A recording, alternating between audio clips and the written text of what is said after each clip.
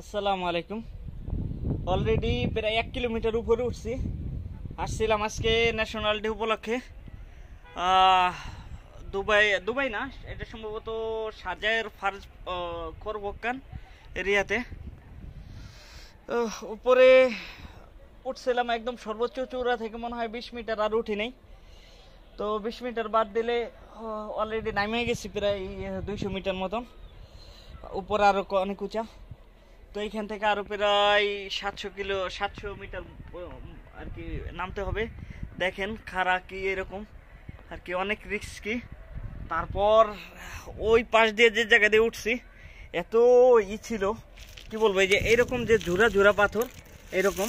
তো ওই সাইড দিয়ে উঠার সময় অনেক আর কি রিস্কি ছিল। দোয়া দরুদ পড়তে পড়তে উঠছি। তো আলহামদুলিল্লাহ শেষ পর্যন্ত উঠতে পারছি। আর দেখেন যে কোন জায়গাটা দাঁড়িয়েছি, একদম খাড়া জায়গায়। এখান থেকে যদি পাউডার স্লিপ করে সেটা মনে করেন কই পড়বো তার ঠিক নাই, এত উপরে উঠছি। আলহামদুলিল্লাহ সবাই উঠতে না করছিল, তারপর সাহস করে উঠছি। ভালো লাগতেছে। দেখেন যে এই একটা টুকরা, এক একটা টুকরা প্রায় 1 টন 2 টন হবে।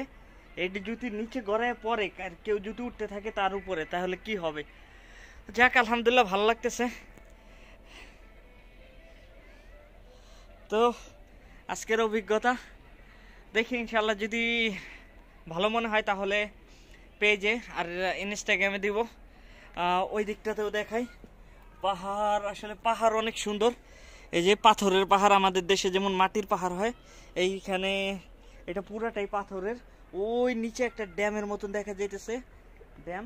এই যে গাড়িগুলি অনেক ছোট ছোট দেখা যাইতেছে। তো আলহামদুলিল্লাহ দোয়া করেন যেন সুস্থভাবে নামতে পারি। আর ভুল যেটা হয়েছে সবচেয়ে বেশি, উপরে উঠতে সময় 200 ml একটা পানি নিয়ে আসছিলাম শুধু। এখানে মিনিমাম 2 লিটার পানি নিয়ে হাইকিং করা উচিত, এইরকম 1 কিলোমিটার একটা পাহাড়ে উঠতে গেলে।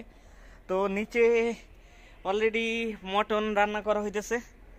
তো দেখি আল্লাহ যদি ভাগ্যে রাখে ইনশাল্লাহ যে খাইতে পারবো। আর যদি